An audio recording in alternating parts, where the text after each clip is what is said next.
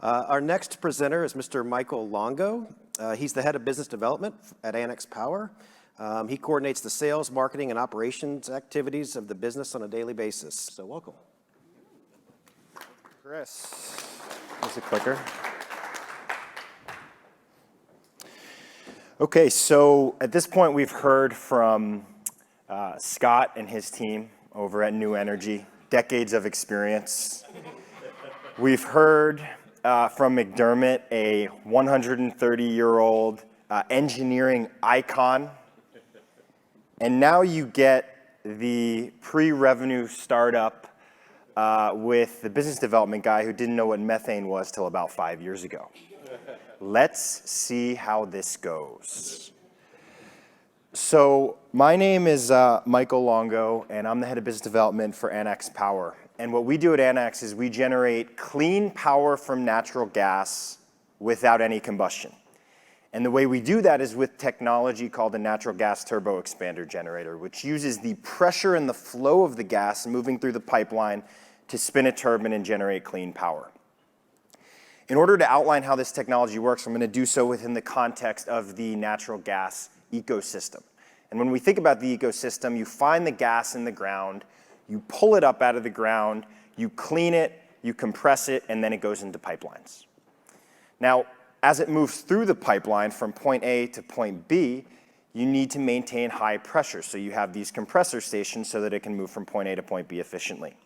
Now, what's great for the transportation of natural gas, i.e. this high pressure, not so great for the end use of natural gas.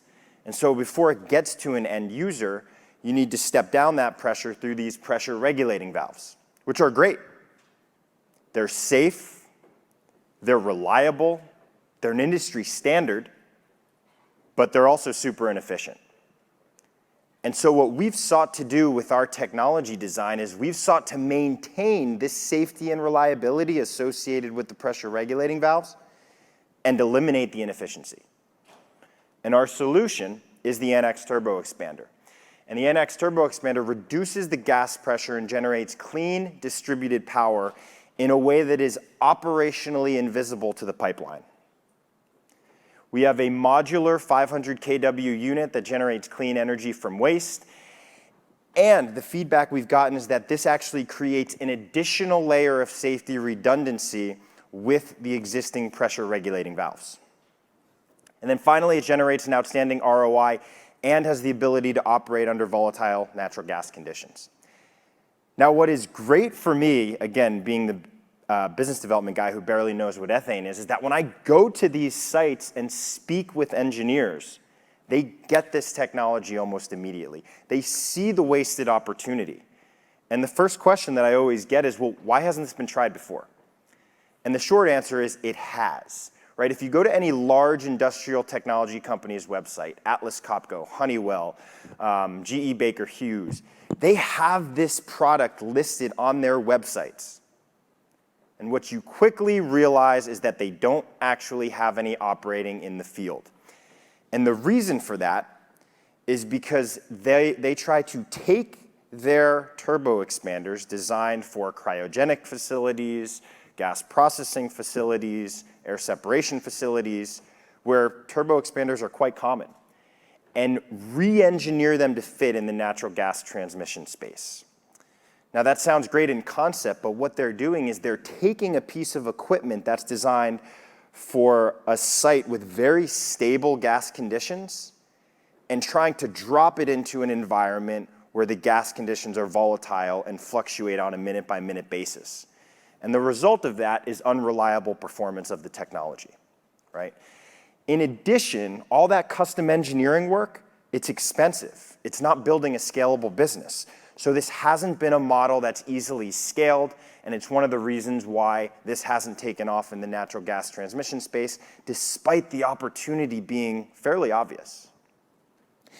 And the last part here is that all those high custom engineering expenses, high installation expenses, it just makes the project uneconomical. It's too expensive right now for the customers. And despite all the clean energy incentives that are out there, the ROI just hasn't been there in the past. Now, how does Anax overcome these obstacles? Well, as you can see from your screen, it's as simple as designing a modular plug-and-play unit that in order to get up and generating power is as simple as plugging it into an existing T connection, pouring a concrete pad, setting the unit down, and you can be up and generating power in just a couple of weeks. So in terms of what the opportunity looks like, right, we talked about how it works. Now let's take a look at the opportunity. What you have is a picture on the right of your natural gas delivery system from wellhead all the way through end users. And the major opportunities for this technology exist first at your natural gas power plants. Enormous flows and a great opportunity to use the power behind the meter. Next, you have these city gate stations, right? Again, big time flows, and there's a strong pressure cut that's typically happening at these city gate stations, and pipeline interconnects on the transmission side. Next, you have these large industrial users of natural gas, everything from your steel plants all the way through to fertilizer facilities. We recently won a $250,000 grant from the International Minerals Innovation Institute out of Saskatchewan, and they are dedicated to bringing this clean energy technology to the fertilizer and mineral industry in the province. And then finally, we've actually never thought about this opportunity, but we had some of our customers say to us and say, you know what, we're actually letting down the pressure at some compressor stations. And I said, well, that doesn't make very much sense at all. And then they explained it that they actually run a recycle line back to the suction side of the compressor, and they use that to optimize the efficiency at which their compressors are running. So there's actually an opportunity here at compressor yards in select locations, which was shocking to us. And finally, there's even certain wellhead applications, which is not something we're focused on at this time, but it's something that we could see being a big growth driver for us in the future. So next I want to take a look at how we actually help our customers. What does this mean from an environmental standpoint and from an actual business standpoint? And the first thing is that we help our customers deliver on corporate sustainability mandates, which are obviously becoming more and more important every month at this point, it feels like. We generate an ROI, right? We said from day one, we were never going to go out and raise money to build this business if we couldn't make it stand out on its own financial benefits to the customer. We were never going to rely on government incentives because, as we've seen, those can change in a single election. Next, it improves your plant efficiency if you're one of those end users or even a power plant. And it creates a reliable distributed power generation resource. And so what we're going to take a look at next, after I touch this last point of it's eligible for some lucrative state, federal incentive programs, everything from qualifying for the 26% federal investment tax credit alongside wind and solar to qualifying for Class 1 renewable energy credits in the state of, for example, Ohio. So next we're going to take a look at a real-life business case of what the value that this technology can create given real-life customer information, right? And so what we're looking at here is a financial value proposition case study from an actual city gate in the US. And given the gas conditions of this site, it was determined that we could install 2 500 kW modular turbo expanders for a total capacity size of 1 megawatt. The power purchase price that we can guarantee at this site is about $60 per megawatt hour, and given the capacity factor on this system, you're looking at about over 7,800 megawatt hours per year. Now, what does this mean financially? Well, when you factor in the fact that the state rec value is about $10 per megawatt hour, you're looking at annual power value of almost $475,000 per year. You're looking at annual rec value of almost $80,000 per year, and then that total annual value is going to be over $500,000 per year, which generates far under the 5-year payback metric that we use to evaluate these projects. Now, this does not include what I mentioned earlier, that 26% federal investment tax credit that we learned at the start of 21 we would qualify for alongside wind and solar. Very, very excited that that got across the goal line at the end of 2020. So what does this mean? Well, it's a win for the environment, it's a win for the pipeline operator, and it's a win for Anax as we're able to deploy projects across North America. So the question I always get is, well, this is great, but what the hell am I going to do with all this power, right? Oftentimes, these locations, you're taking a pressure cut and generating power in the middle of nowhere. Think about some of the interconnects. I can't tell you how many farms I've driven to in the middle of Indiana where there aren't even any power lines, right?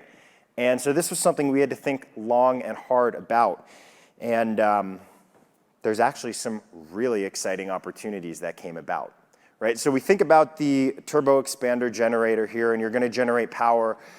One really exciting option that's come about, and my co-hosts up here have spoken about it before, is the opportunity to generate clean hydrogen, right? They spoke about gray hydrogen, they spoke about blue hydrogen. I've heard people talk about purple hydrogen. I don't know where we fall on the hydrogen color spectrum, but I will say that we're carbon-free power going into producing hydrogen at the point of blending back into the pipeline. And we're working on a project like this right now in the state of New York with a gas transmission company there, and we're working on securing New York Power Authority funding on that project as we speak. The second option, which is sort of your kind of standard approach, is to sell the power into the grid. And depending on what the local regulation is, sometimes those utilities make it easy to put green electrons onto the grid. In most cases, they make it quite hard to put green electrons onto the grid, despite common rhetoric in the space. So another option there to put it onto the grid, but that wouldn't necessarily be what we would prefer.